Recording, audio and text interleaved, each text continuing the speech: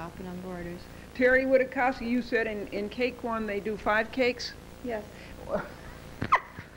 And in cake 2 they do how many cakes? Also 5. Each session has 5 cakes. And then you were going to tell us about the little rose, hon? This is a marzipan rose, which is still. hand molded. It's rolled and cut into little circles, and it's hand molded.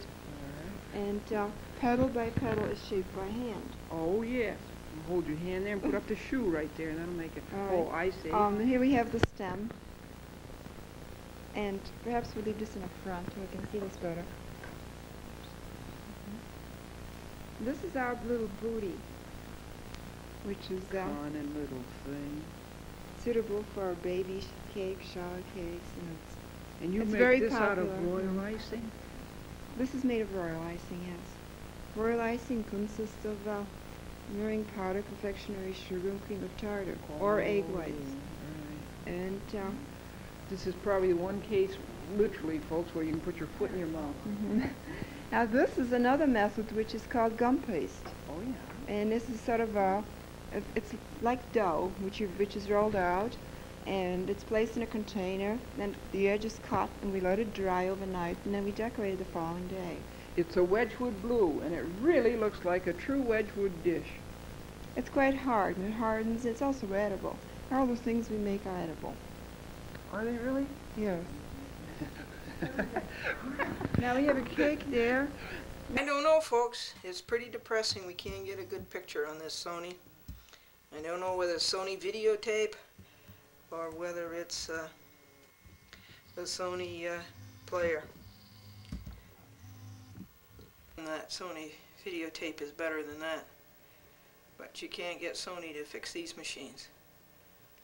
I don't think I'll ever buy anything Sony again. So, if you have tapes that go back, I would exercise them every year, at least twice a year maybe. Because this is the deterioration that you get. These tapes that you've seen here, with all the breakup, go back to 1972. So what's that, 18 years?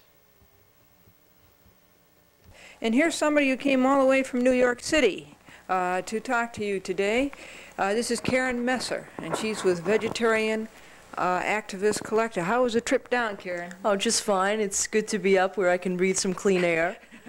Where do you live in New York? I live in Manhattan. Right in the city. Yes, I do. Right. And as I say, it's very much on Karen's mind to talk to you about this Vegetarian Activist Collective. Karen, are there many vegetarians? Yes, there are. There are 8 to 10 million vegetarians in the United States. Are there really? Yes, the word is really spreading. People are really becoming aware that vegetarianism is inevitable, economically and ecologically, because we're devastating our land. In what way, Karen? The slaughterhouses and the meatpacking companies in this are dumping their waste into our rivers and our lakes, and this water is being wasted. It should be used for energy and for us for drinking. You know, it takes 25 pounds of grain to produce 1 pound of meat, 1 pound of beef, and this is a 1 to 25 ratio. We should be eating this natural protein directly, the grains. What are some of the reasons that people become vegetarians? I became a vegetarian for ethical reasons, because I cannot condone the slaughter of animals. However, once people get into vegetarianism, they realize all the health and nutritional reasons for being a vegetarian, such as the enormous poisons in meat, such as DDT and DES and arsenic and sodium sulfite and sodium nitrate and sodium nitrite. To give a few examples, we are not anatomically carnivores. Is that right? Yes, we're primates, and we should be eating the primate diet. For example, we don't have the fangs of a natural carnivore. You cannot go and jump on the prey and stick your teeth into it and eat it, which is what a natural carnivore is. Our intestines are 12 times the length of our bodies, and a natural carnivore's intestines are 3 times the length of our bodies, so that when we eat flesh, it putrefies in our bodies. See?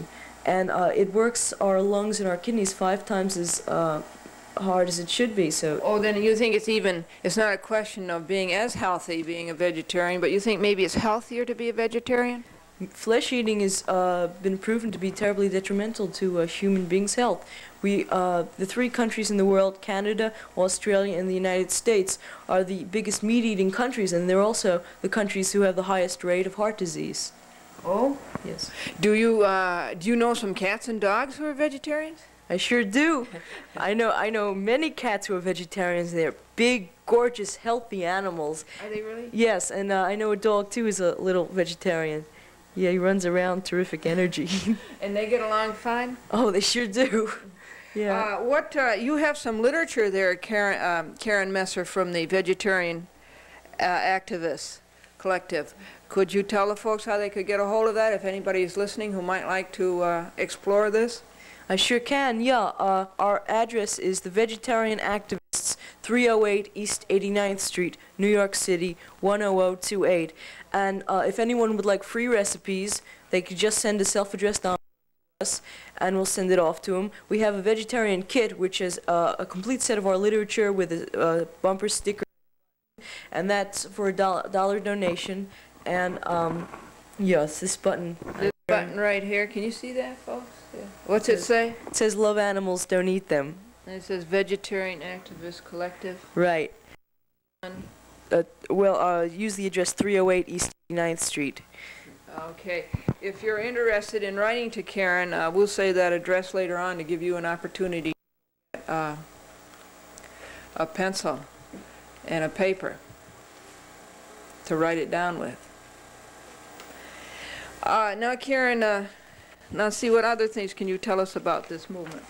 Well, I'd like to talk about the different vegetarian diets.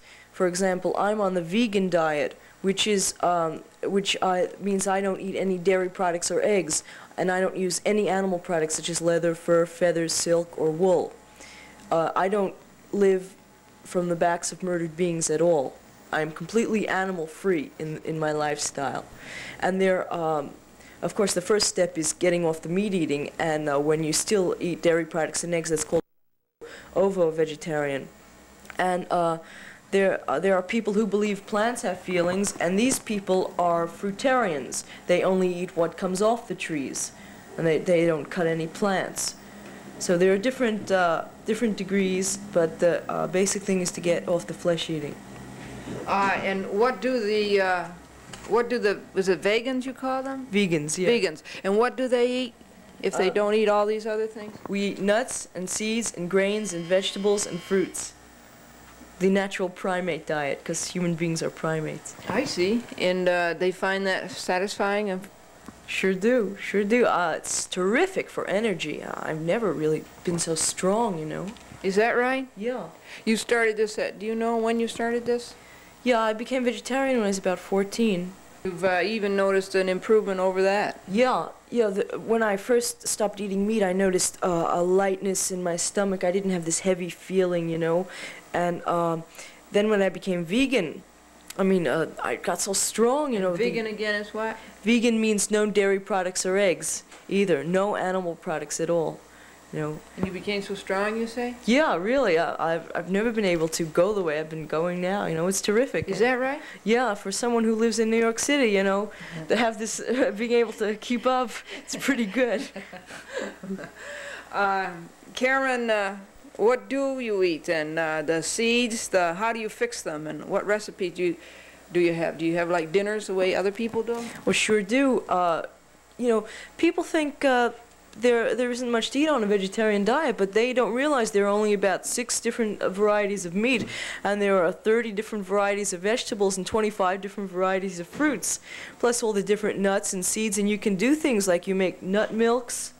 You use your blender and you come up with some fantastic combinations, you know? That sounds like it tastes good. Yeah, oh, it's terrific. And if people would like recipes for that, they can write to us. This is Karen Messer, who came from New York City today to talk to you about vegetarianism, and she'll be right back with you in just a second. Karen, there was something that you were going to speak to us about.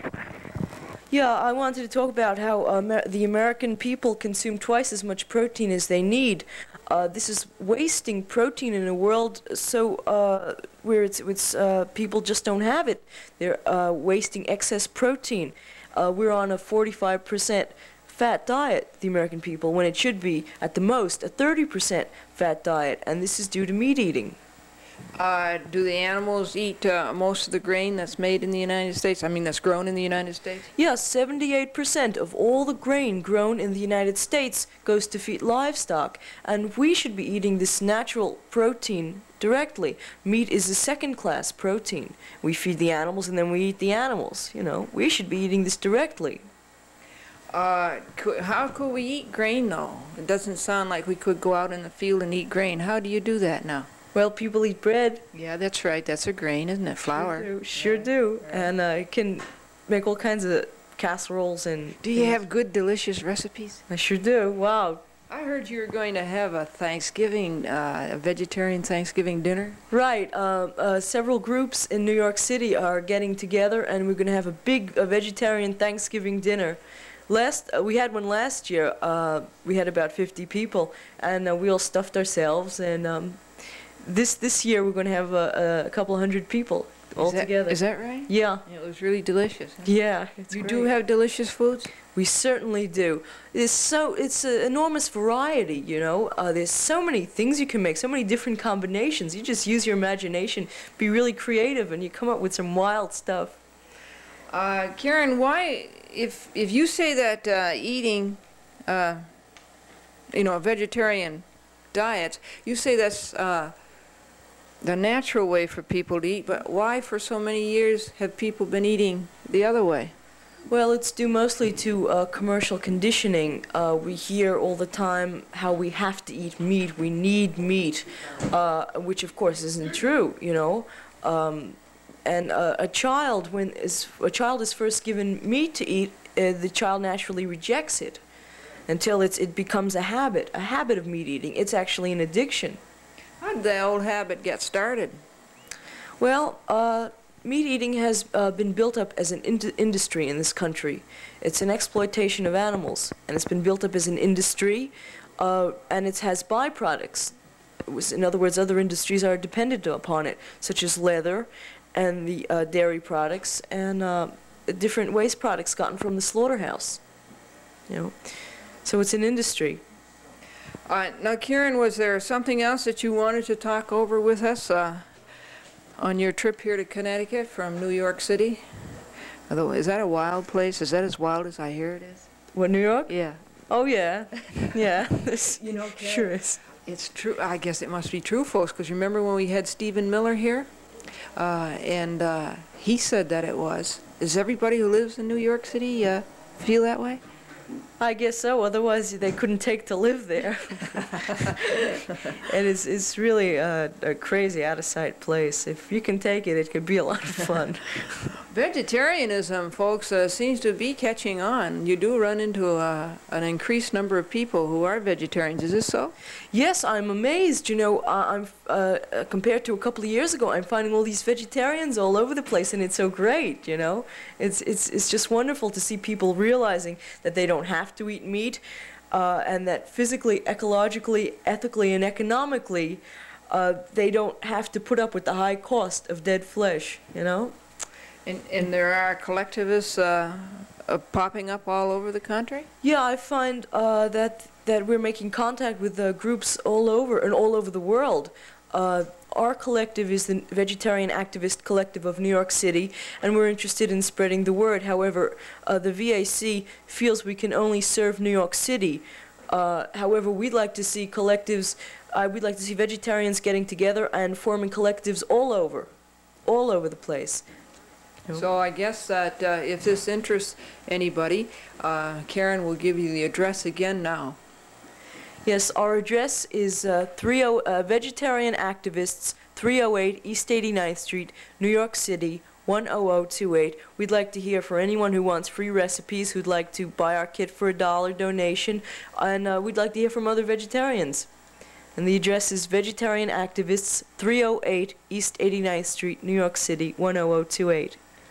308 East 89th. Vegetarian Activist Collective. Now, there was something else I think you had in mind to talk to us about? Well, meat is a second-class protein, and it's just that protein obtained from nuts and grains are a direct source of protein, which people have to realize, and it doesn't cost me more than $10 a week to eat. Is that right? Yeah. In New York City? In New York City, yeah. And I can buy expensive nuts and things from the health food stores. Because if you're not buying the meat and the eggs and the cheese, if you're not buying any animal products, then you can really get all these wild things. Give me a nice recipe. Oh, well, You're really kind of making me hungry. well, I think nut milk is a really easy thing to make, and a lot of people, and especially children, would really like it. And it has twice as much protein as meat. Really? It sure does. And you get a blender. Yeah, you have blender, and you take cashews, you take filberts, and you put them in with a little water. You could put some bananas in, or raisins in, or maybe dates to sweeten it a little. Hey, that You does blend sound it, good. blend it, and you've got more protein than you'd get from eating meat, twice as much. Well, now, nut milk, what would you do? Would you eat drink a glass of that at a meal, or? Sure, that's more than enough than you need for an entire day. And you get it from grains, you get it from nuts, you get it from certain vegetables. You know, there's so many things. What do you sit down and eat with your nut milk? Oh, I don't know. Bread or? Sure, maybe some wild kind of mixture of bread, all kinds of things. We just, eggplant, I really love eggplant. You eat 3 times a day, or Karen? Not necessarily, no, just whenever I feel my body needs it, you know. On this job here at Valley Cablevision, folks, I'm lucky if I eat 3 times a week. But you know, while we're on that, let me tell you that you people over the valley, I think you must realize that. Because wherever I go, you're so nice to me. You're always feeding me, and I really do appreciate it. You're really kind and hospitable. So let me express my gratitude right now to all of you. Karen, some other recipes you could give me? Well, I like to recommend a couple of books of recipes. If people are interested, I think they could get the books and really have a great time. One is the 10 Talents Cookbook by the Seventh-day Adventists. They put it out. Another is called The Vegan Kitchen, V-A-G-A-N, The Vegan Kitchen. That's put out by the Vegan Society in Malaga, New Jersey. And again, that's what? Stands for what? Veganism is abstinence from all animal products, no dairy products or eggs. Are there a lot of people who do that? Yeah, there are an increasing amount of people who are becoming vegan just when they realize that this society is based on the exploitation of animals, and they just don't want any part of it. Is this true of people outside the United States, too? Yes, in fact, in England they have a big vegetarian movement. 20% of their population are vegetarians. It is? Yeah, and they've got restaurants all over. They've got a lot of social activity going on, and newspapers and magazines. They're really doing well over there. I wish the Americans would catch up. How did it get so large over there, other than the fact that they drink tea all the time? Does that have anything to do with it?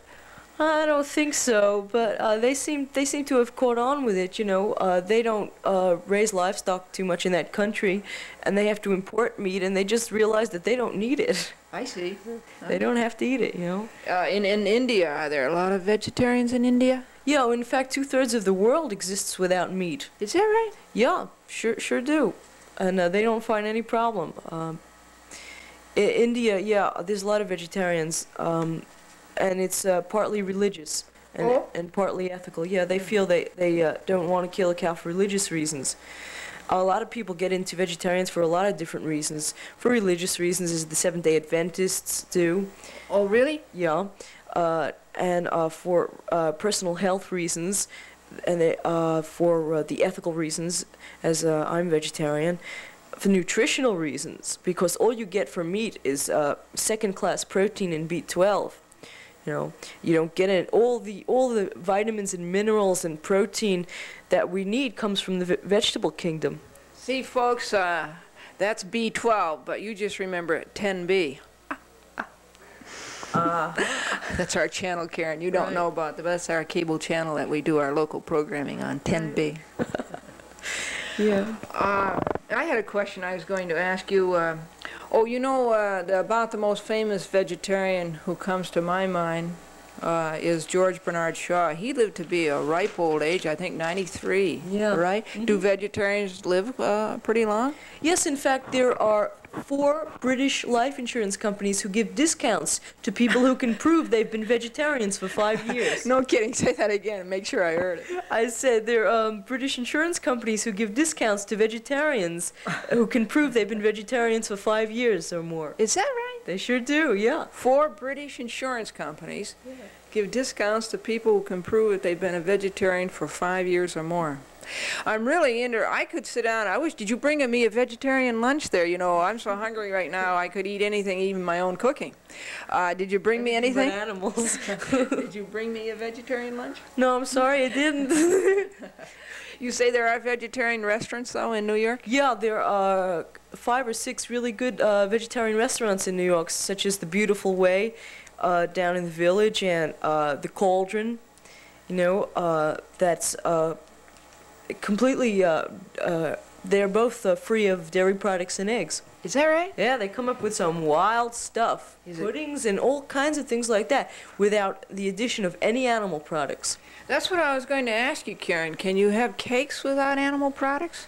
Yes, because eggs are just used as a filler, and they're not necessary. And of course, you know, you just you make a cake or bread or any other thing like that, and you don't use the addition of eggs. You've got you don't need it. It's a filler, you know. What do you fill it with? Breads, we just make very solid bread, you know. You don't have anything in it to make it soft, or no conditioners. That sounds like my biscuits. They're they're very hard. Pretty solid, huh? Pretty solid, yeah.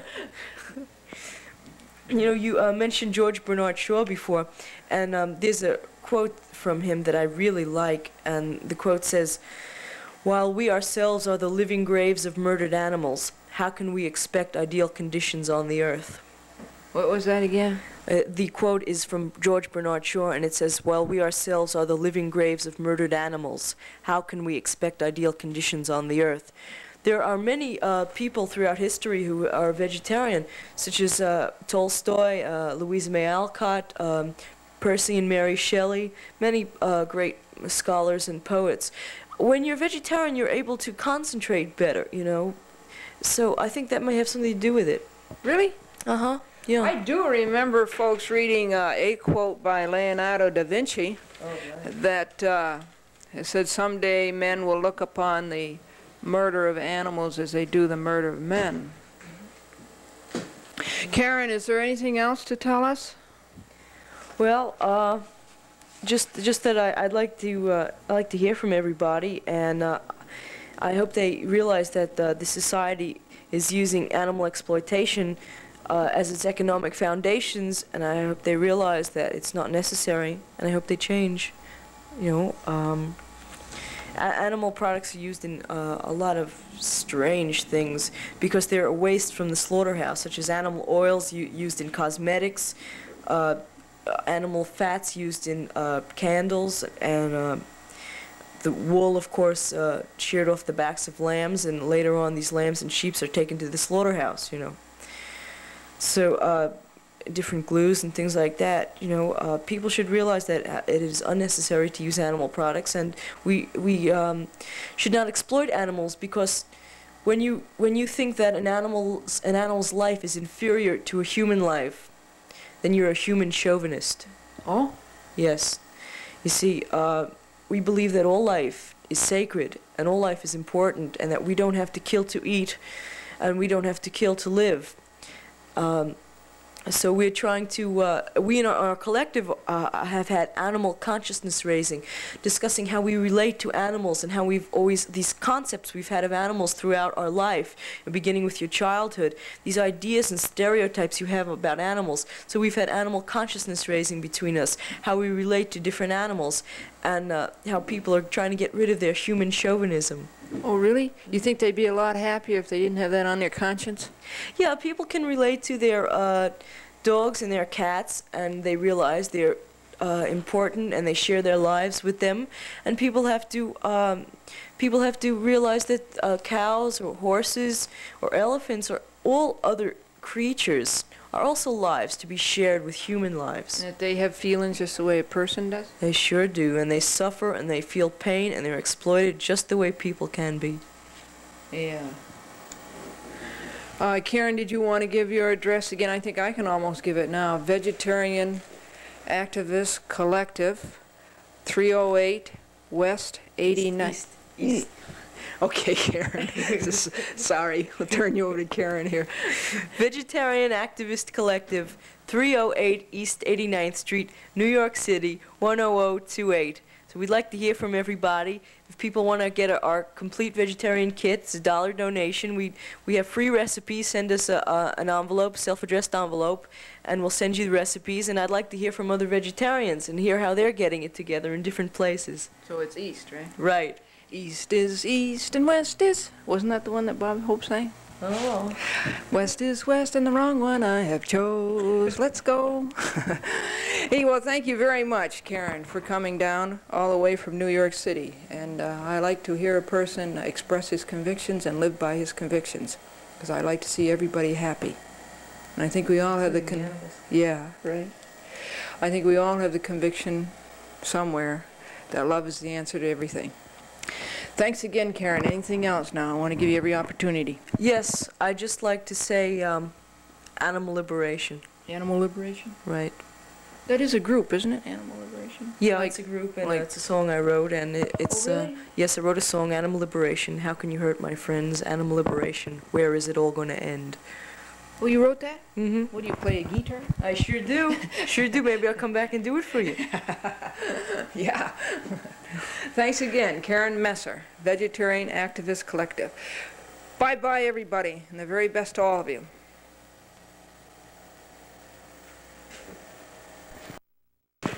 Thank you, Frank Buell, for being on the camera. Son of your daughter, if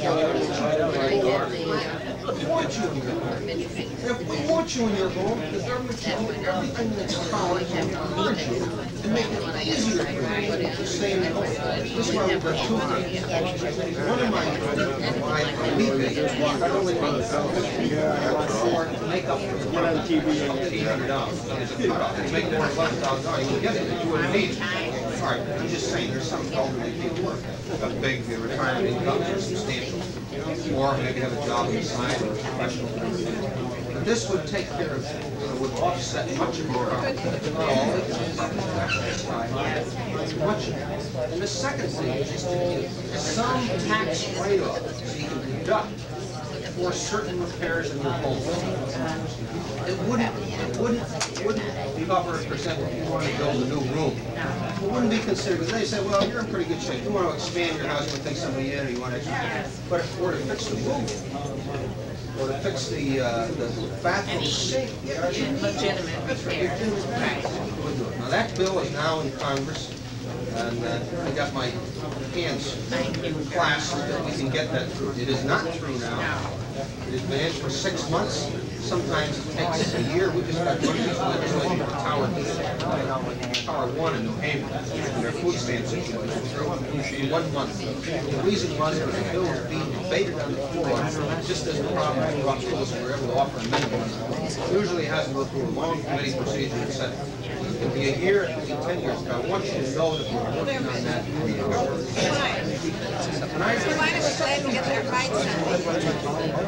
Yeah. Didn't you bring somebody down Sunday to the church today about I'll come over here. $3,500 your pension and your little interest you have in the bank. Tell me why, between all the other expenses like